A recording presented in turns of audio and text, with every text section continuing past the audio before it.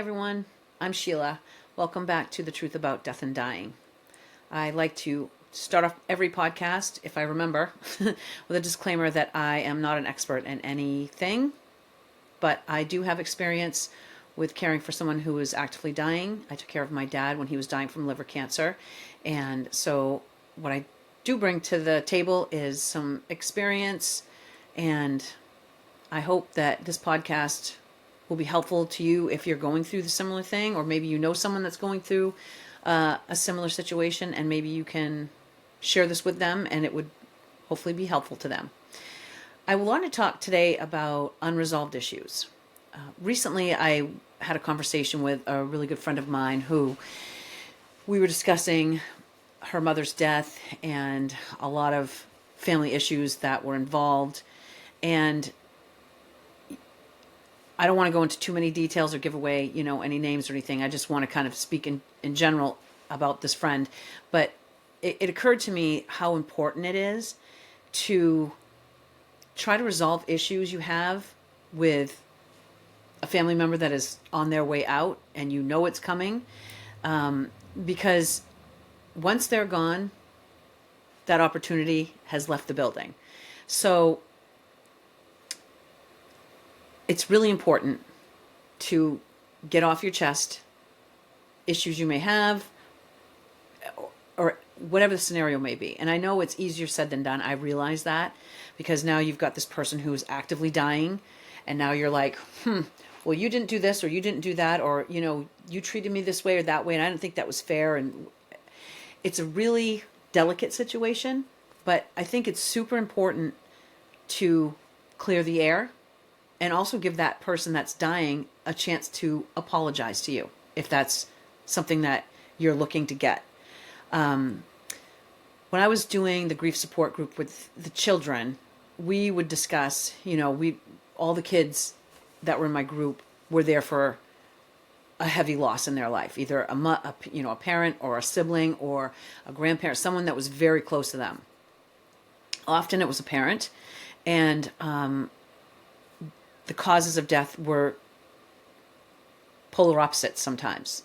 Someone might have had a father that died in a tragic farm accident or died from cancer. It was dragged out. It was months and months and months. And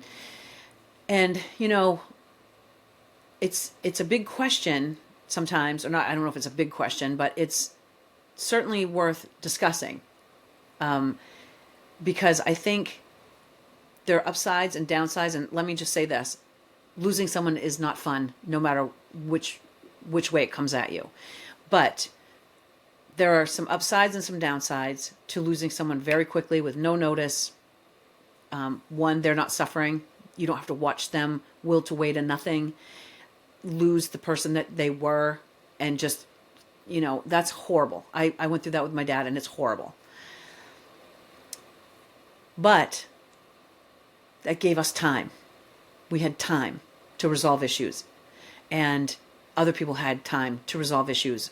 And so that was really important on the one hand.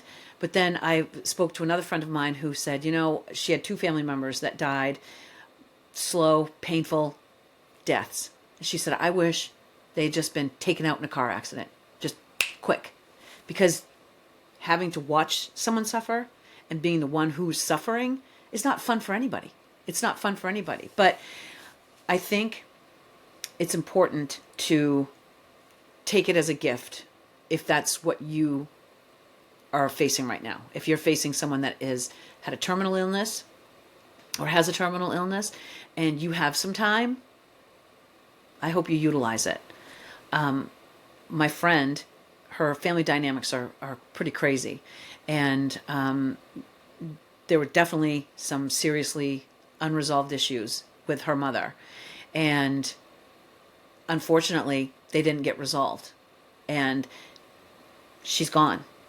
And now there can't be the resolution that there may have been if it had been addressed at the time when this mom was still capable of explaining herself, having the opportunity to apologize to her children. So, and I'm not saying that's the case in every scenario, but because maybe you're the one that was the jerk, and you've got someone that's dying and you want to go make amends and apologize and explain yourself. And so life is too short to hold on to stuff, or to withhold asking some really tough questions sometimes. But it will free you. It will free your soul. And so if you're holding on and harboring and questioning actions or decisions that someone made on your behalf or that affected your life directly, you have the right to confront that and to try to make some peace with that so that you can move on and live your best life. And so for those, folks that lost parents like immediately, that chance is just gone. It's just gone. And so my advice to you today is that if, you're sitting watching this and you have unresolved issues, whether it's with the person who's actively dying in your life or just some other member of your family or a close friend that maybe you're on the outs or whatever, make amends today, soon. Because should something happen to you, to them, and you still have that kind of bad blood, they're going to carry that on, or you're going to carry it on, and you're not going to have the chance to resolve it, or at least try to resolve it. You may not resolve it, but you might get some comfort. Because sometimes just voicing how you feel and what has hurt you that this person has done or said or any combination of that, just getting that poison out of your system and just putting it out there is hugely therapeutic. It really is. And it's scary as hell. It really is scary as hell. Because especially if it's like a parent and maybe you think that parent failed you on occasion. And let me tell you something.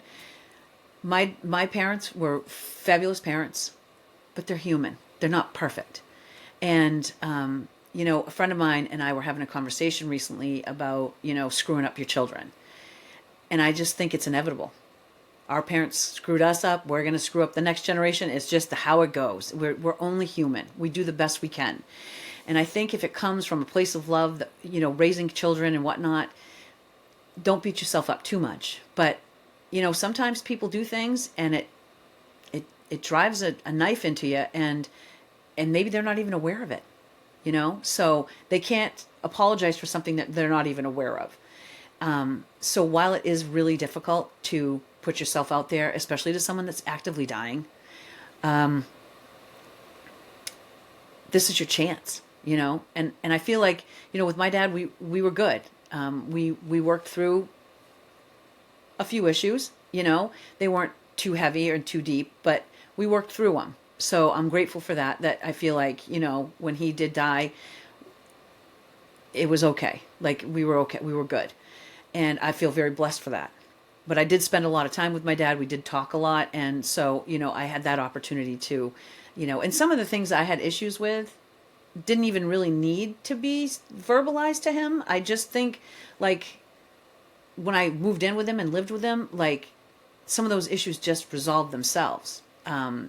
And I can't even speak to specifics at this point, but it was good. It was good for us to live together and for those issues to be resolved kind of on their own, some of them, and some of them, we did talk it out. So, it's heartbreaking to me, to see people in that situation where I know that the dynamics of the family aren't, so great.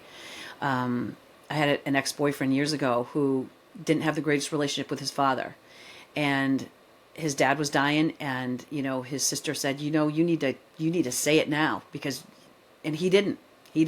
So and I haven't talked to him in years and years and years, but I feel like he probably still holding on to that because he never had the chance to resolve it with his dad, because he was probably, quite frankly, just scared to say the words and to take his dad to task. So. And you don't have to be a jerk about it. You don't have to be mean. You can just say, what, these are things on my mind, and, why did you do this or that, or why didn't you say this or that, or, whatever your issue might be. If you have the opportunity to resolve that now, I beg you do it. I do, because you will feel so much better. And there will probably be tears and anger and maybe some harsh words, but you know what? They'll dissipate and the smoke will clear and things will improve.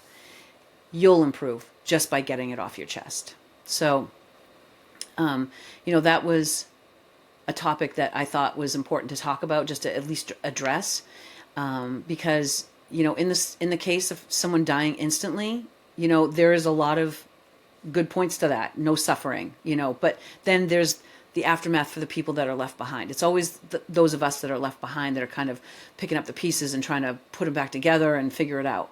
Because once you die, you don't care anymore. I really don't think you care anymore once you have left this realm. So, you never know.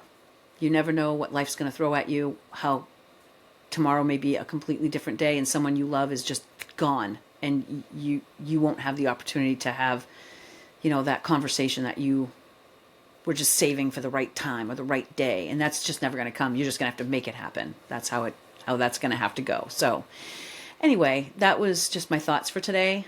But I wish you well, and I wish you a gentle journey with your loved one that you're caring for. And if I can be of any help, I'm going to put my email address up on the screen. Feel free to contact me if there's a subject you'd like me to tackle or talk about or discuss, or if you would like to come on and share a story with us. We would love that. So until next time, thanks for joining me, and we'll see you next time. Thanks.